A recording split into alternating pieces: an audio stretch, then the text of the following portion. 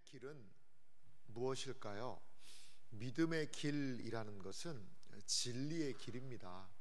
기독교 신앙의 가장 중요한 것은 하나님의 말씀을 받아들이고 그 말씀에 반응하는 삶을 사는 것, 이것이 그 기독교 신앙의 가장 중요한 의미입니다. 그래서 우리가 성경을 중요하게 여기는 것도 마찬가지죠. 이 성경의 가르침이 그냥 단순한 오래된 문서만이 아니라 하나님의 뜻을 가장 잘 드러내고 있는 기독교 신앙의 정수이고, 그리고 이것을 우리는 어떻게 믿냐면 하나님께서 인간 저자들을 통하여 우리에게 주신 것으로 믿는 거죠. 그래서 우리는 성경을 읽고 성경을 배우고 성경의 진리와 나의 삶을 계속 맞춰가는 삶을 살고자 노력한다는 겁니다. 사실 이 종교에 대해서 여러 반응들이 있습니다. 제가 불교를 잘 알지는 못하는데요. 불교에 대해서 저보다 여기에 더 많이 아시는 분도 계실 수 있어요. 근데 이제 불교가 사실 경전 중심의 그 불자의 길을 걷지는 않는 것 같아요. 일반 그 불자들을 보면 초파일래 절에 가고 절에 가서 불공 드리고 이런 식의 그러한 모습, 그리고 가서 절에서 자기 소원하는 거 그런 거 적어서 올리고 이런 식으로 좀 내가 잘 풀렸으면 좋겠다가 중심적인 부분이 참 많은 것 같아요. 물론 불경을 공부해서 그 내용을 알려고 하는 그런 불자들도 많이 있을 겁니다만, 근데 일단 이제 불교의 내용이 많지 않습니까? 8만 대장경입니다. 8만. 이게 내용도 많기도 하고 여러 가지 부분이 많죠. 그에 비하면 성경의 내용은 상당히 좀 적은 분량입니다. 그래요. 우리 기독교 신앙도요, 이 신앙이 더 올곧게 탁 자리매김하고 가려면 기도해서 내가 교회 가서 기도하니까 소원 성취됐다, 내가 교회 가서 잘해가지고 나는 사업 성공했다, 이러한 무용담 같은 이야기에 현혹되면 안 되고요. 어떤 측면에서는 이 경전, 하나님의 말씀이 딱 중심이 돼서 그 말씀을 계속 알고 상고하고 따라가는 그 신앙생활이 이 기독교 신앙의 가장 중요한 핵심에 있다는 거죠. 핵심에 있다는 거예요. 이제 거기에서 그 말씀에 대한 반응에서 그리스도인의 삶도 나오고 그리스도인의 믿어야 되는 덕목들도 나오고, 이게 말씀에 대한 반응에서 가지를 치면서 모든 그 신자의 삶이 나오는 거거든요. 단순하게 기도 열심히 해가지고 나 잘 됐다더라 이런 식으로 얘기하면 절에 가서 불공해서 잘 됐다더라, 그거하고 차이가 안 생깁니다. 차이가. 물론 나는 하나님 믿고 그렇게 됐다더라 하지만 그 반응이나 하는 그 기대하는 모습이나 이런 것들이 많이 좀 건전하지 않을 수 있거든요. 오늘 이 성경 말씀을 우리가 읽었는데 요한복음에 갑자기 중간에 뚝 떨어진 본문 같아서 이게 또 무슨 말씀인가 라고 생각이 들 수 있어요. 근데 오늘 본문은요, 예수님의 그 가르치심, 예수님이 14절은 배경이잖아요. 이미 명절의 중간이 되어 예수께서 성전에 올라가사 가르치시니, 어떤 명절인지는 정확하게 이야기하지 않지만 여기에서 명절의 중간쯤 6월절이 됐는지 그게 초막절이었는지 어떤 절기인지 성경이 명확하게 이야기하지는 않습니다. 그런데 하나님 예수님께서 명절을 지키러 올라갔다는 이 장면들을 좀 보니까 거기에 가서 올라가서 예수님이 가르치신 그 장면들을 좀 볼 수가 있습니다. 그런데 예수님이 가르치시는 그 가르침에 15절에 유대인들이 반응한 그런 부분을 볼 수가 있어요. 15절에 보니까요, 그래서 이 놀랍게 여겨 이르되 이 사람은 배우지 아니하였거늘 어떻게 글을 아느냐. 이거는 예수님이 단순히 이 글자를 몰랐다 이런 개념은 아닙니다. 여기에는 어떤 의미냐면 그 당시에 이 가르치는 자들은 사실 큰 스승의 문화생들이었어요. 그래서 우리가 성경에 잘 아는 인물 중에 하나가 가말리엘이라는 사람이 있지 않습니까? 가말리엘의 문화생들이 스승에게 성경을 배우고 기초적인 것들을 배웁니다. 그리고 성경 해석을 배웁니다. 그리고 랍비들의 그러한 구전들, 랍비들의 성경을 해석한 미시나라고 그러는데요, 그런 것도 막 배웁니다. 그러면서 여기에서의 글이라는 것은 단순하게 글자가 아니라 구약 성경을 얘기해요. 어떤 친구 구약의 문구들을 얘기합니다. 그러니까 그 예수라는 이 사람이 어떤 문화생도 아니고 그 어떤 파에 속해서 성경을 쭉 연구한 사람도 아닌데 어떻게 이렇게 성경을 잘하냐 이거예요. 약간 그런 말씀입니다. 그러니까 예수님께서는 내 가르침이 어디에서 출처됐고 무엇이다 라는 것을 이야기를 합니다. 이야기를 하시는데 16절 말씀 보세요. 예수께서 이렇게 말씀하세요. 내 교훈은 내 것이 아니요 나를 보내신 이의 것이다. 예수님의 교훈의 출처, 예수님의 가르침의 출처는 그냥 내가 내 맘대로 어떻게 보면 세상의 잡학 지식에 대해서 쭉 열거한 그게 아니라는 거예요. 예수님의 가르침, 이 본인이 말씀하신 겁니다. 예수님께서 내 교훈은 내 것이 아니요 나를 보내신 이의 것이니라. 예수님은 요한복음에서 지속적으로 나는 하늘에서 보내심을 받았다, 하나님이 나의 아버지다, 이거를 계속적으로 반복을 하셨어요. 5장에도 그런 이야기가 많이 나오거든요. 그러니까 내가 가르치는 것을 너희가 깜짝 놀래고 아니 어떻게 안 배웠는데 이렇게 구약 성경을 능통하게 해석하고 하지? 라고 물으니까 그것은 내 안에 있는 게 아니라 하나님께서 하나님의 뜻이 내가 드러내는 교훈에 드러나 있다라는 교훈의 출처를 지금 얘기해 주고 계시는 거죠. 그러면서 17절에는 연이어서 이렇게 말씀하세요. 사람이 하나님의 뜻을 행하려 하면 이 교훈이 하나님께로부터 왔는지 내가 스스로 말함인지 알리라. 자, 하나님의 뜻을 행한다라고 얘기를 하면 사람에게서 온 것이 아니라 이게 어디 하나님에게서부터 왔는지 자기가 스스로 말함인지, 이 하나님의 뜻을 너희가 구약 성경을 이렇게 잘 아는데 알지 않겠냐? 그러니까 이것은 무슨 말이에요? 예수님의 지금 가르침은 단순하게 인간적인 그런 가르침이 아니라 하늘에서부터 온 하나님의 교훈이라는 거죠. 그거를 지금 이야기하는 겁니다. 그러면서 18절에 이렇게 얘기해요. 스스로 말하는 자는 자기 영광 구한다. 하지만 보내신 이의 영광, 하나님의 영광을 구하는 자는 참되니 그 속에 불의가 없느니라. 예수님은 예수님의 가르침에 대하여서 그 출처가 하늘이요 하나님의 뜻과 위배되지 않고 있고, 또한 예수님의 가르침을 통하여 예수님 스스로가 높아지는 것이 아니라 하나님의 영광을 위하여 내가 가르치고 있다라는 예수님의 가르침의 출처, 예수님의 가르침의 의미, 예수님의 가르침을 통한 결과, 그것을 여기서 명확하게 드러내주고 계세요. 여러분, 유대인들은 어떻게 반응했을까요? 아, 정말 맞군요. 우리도 하나님을 믿으려고 그렇게 노력하는데 당신의 말을 들어보니 당신의 교훈은 하늘의 교훈과 일치하고 성경의 교훈과 일치하고 그리고 내가 구하고 찾는 바와 일치합니다라고 예수님의 말씀을 받아들이면 좋을 텐데, 유대인들은요 예수님의 교훈이 맞다는 것도 알고 있고 그렇겠구나라는 것도 알지만요 예수님 안 믿습니다. 예수님 안 믿는 것을 어떻게 알 수 있냐면 오늘 본문 말씀에도 보니까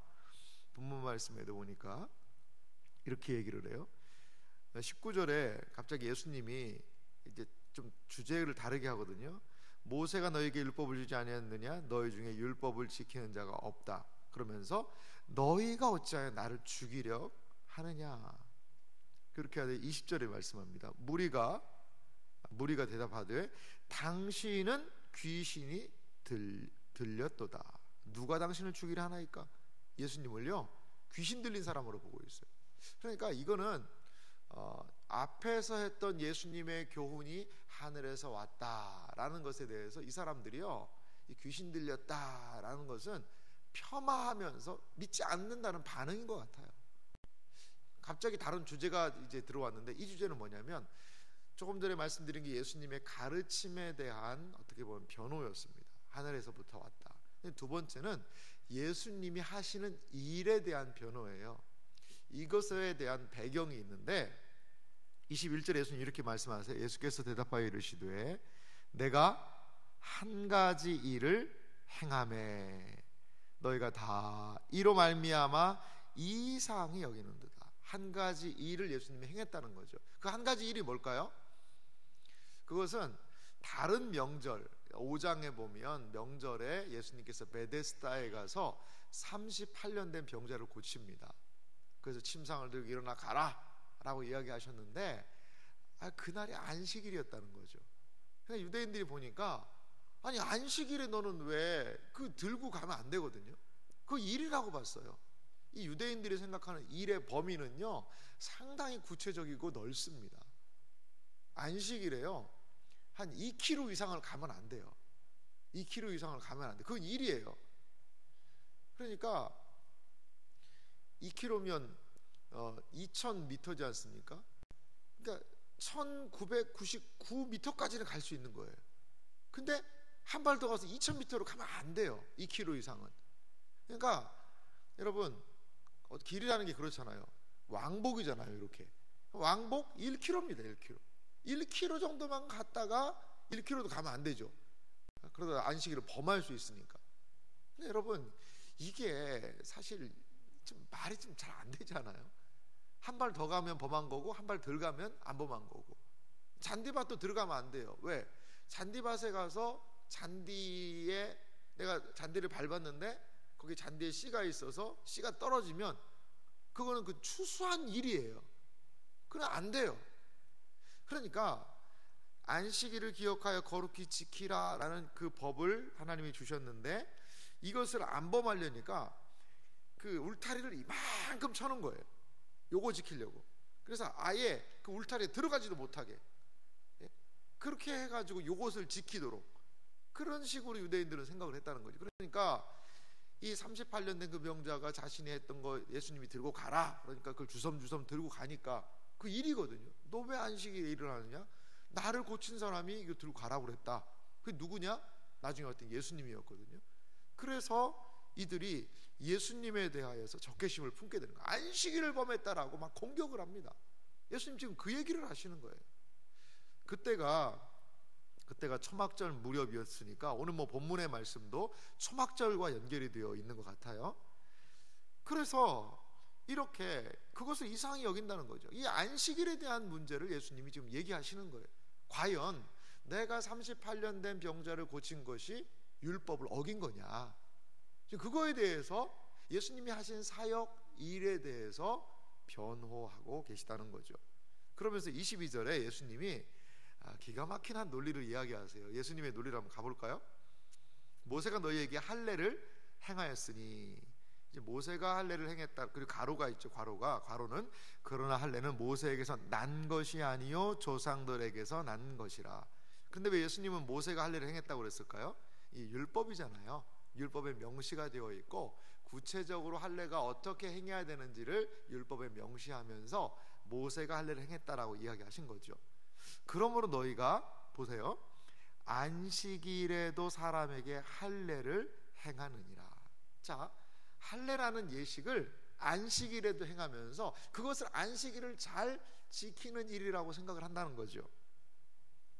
23절 말씀이 모세의 율법을 범하지 아니하려고 사람이 안식일에도 할례를 받는 일이 있거든. 모세의 율법에도 할례가 명시되어 있기 때문에 안식일에도 할례를 행했다는 거죠.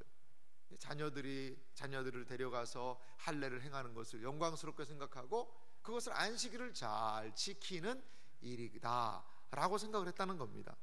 그런데 23절 말씀을 계속 읽어보면요, 내가 안식일에 사람의 전신을 건전하게 한 것으로 너희가 내게 노여워하느냐.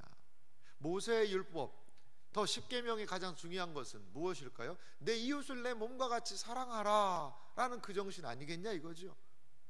안식일에 할례를 행해서 언약 백성으로서의 구별됨을 지킨다면 내 이웃을 내 몸과 같이 사랑하라 라는 이 율법의 말씀을 예수님은 그 38년 된 사람을 온전하게 해서 고쳤다는 거죠. 그러면 그 사람을 온전하게 한 그것이 안식일의 정신에 위배가 되는 것이냐라고 예수님 말씀하시는 거예요. 그렇습니다. 유대인들은 아무 말도 못하죠. 할례는 일 아닌가요? 할례는 그것도 일이죠. 엄청난 일이죠. 의료 행위와 방불한 그러한 일입니다. 분명한 일이에요. 예수님이 한 사람을 그 38년 동안 병자로 있던 그 사람을, 베데스다에서 있었던 그 사람을 고치는 그 일, 고쳐서 온전하게 하여서 하나님을 찬미하고 찬양하는 건전하게 되었다라는 예수님의 말씀이 있는데요. 그런데 이것으로 노여워할 일이냐 이거죠. 그러니까 그 사람들은 당시 무엇으로 판단하는 겁니까? 24절 말씀 보니까 외모로 판단한 거죠. 예수님은 외모로 판단하지 말라는 거예요. 눈에 보이는 거로 판단하지 말라는 거예요. 그 의미가 무엇인지를 더 깊이 생각하라는 거죠. 그 당시에 많은 유대인들은 눈에 보이는 것, 안식일 준수는 이런 것, 율법 지키는 것은 이런 것, 눈에 보이는 외적인 것으로만 하니까 내면의 동기는 무엇인지도 알지도 못한 채 그냥 행동하는 거죠. 하지만 예수님께서는 외모의 판단이 아니라 24절 말씀 보니까요, 공의롭게 판단하라. 정말 바르게 판단해야 되지 않겠느냐. 어떻게? 하나님께서 이 율법을 주신 그 마음, 하나님의 마음이 이 율법 안에 묻어 있다는 거죠. 안식일을 기억하여 거룩히 지키라 라고 했을 때 하나님 사랑과 이웃 사랑의 절정인 안식일이 어떻게 지켜져야 할지를 아버지 하나님의 마음을 좀 생각하면서 너희들이 행동했으면 좋겠다. 단순히 눈에 보이는 것에 율법의 경찰이 되어서 너는 왜 이거 안 하고, 너는 왜 이렇게 안 하고, 그 정죄와 단죄의 시선들을 보내는 삶이 아니라 하나님 아버지의 마음을 가지고 긍휼히 여기고 불쌍히 여기는 것, 이것이 공의롭게 판단하는 것이 아니겠는가? 예수님은 이렇게 교훈하고 계십니다. 사랑하는 성도 여러분, 시시비비를 가리는 일 중요하죠. 이건 이렇고 저건 이렇고 이렇게 해서 이렇고 그래서 그 일을 판단하는 일이 중요합니다. 하지만 때로 우리가 예수님의 말씀을 좀 가만히 이 말씀을 오늘 하루 좀 묵상했으면 좋겠어요. 외모로 판단하지 말고 공의롭게 판단하라. 아버지 하나님의 마음이 무엇인지를 먼저 기억을 하고 시시비비를 따지기 이전에 영혼에 대한 생각을 하고 시시비비를 따지기 이전에 하나님께서 무엇을 더 기뻐하실지를 생각하고 그러면서 그 일들을 우리도 또한 예수님처럼 접근해야 되지 않을까요? 예수님 모르셨을까요? 그 베데스다에 38년 된 그 사람 일어나서 침상 들고 걸어가라 라고 이야기하면 그 율법의 경찰관 같은 유대인들이 그 사람들이 서기관과 바리새인 그 사람들이 그거 가만히 둘 거다라고 생각하셨을까요? 예수님도 아셨죠. 예수님도 아시죠. 왜? 그 당시에 관습이거든요. 그건. 그 많은 사람들이 그렇게 하거든요. 안식일을 지키는 것이 그 물건 같은 거 들고 다니면 안 된다는 거 알고 있거든요. 그런데 왜 예수님은 하신 걸까요? 그 당시에 외모로 겉으로 드러난 그 지극히 형식적인 그 사회를 예수님은 흔드시는 거예요. 왜? 하나님의 원래 말씀과 의도에서 너무나도 멀어졌기 때문에. 겉으로 드러나는 경건해 보이는데 속에서는 썩고 부패한 것이 가득 찬 그러한 모습에 대해서 본인들의 실제 모습을 깨닫게 하기 위해서. 사랑하는 성도 여러분, 우리가 신앙이 깊어진다는 것은 주의 진리를 안다는 것은 그 진리의 말씀이 진리의 말씀의 주체이신 하나님을 아는 것이고 그분을 닮아가는 거예요. 예수님을 닮아가는 거예요. 결국에는 작은 예수님이 되어서 살아가는 거예요. 그것이 바로 진리에 부합한 삶의 모습이라는 거죠.